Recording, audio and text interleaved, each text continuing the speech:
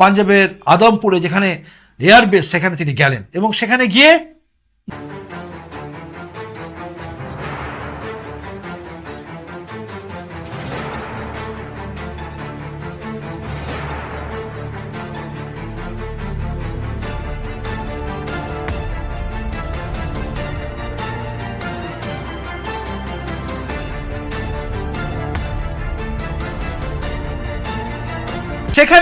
তিনি শুধুমাত্র এয়ারফোর্সে যারা আছেন আমাদের বীর সেনা তাদেরকে নয়, গোটা দেশবাসীকে যেন বুঝিয়ে দিলেন যে তিনি কি বলতে চাইছেন এবং তার সঙ্গে সঙ্গে বিশ্ববাসীকে বুঝিয়ে দিলেন ভারত মাতা কি জয় কি।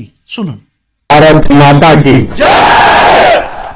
भारत माता की इस जय घोष की ताकत अभी अभी दुनिया ने देखी है।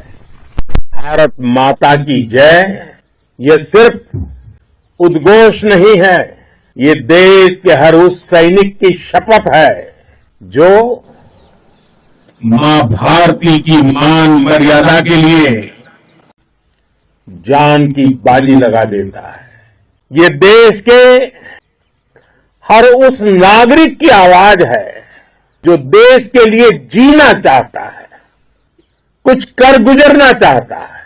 भारत माता की जय मैदान में भी गूंजती है और मिशन में भी।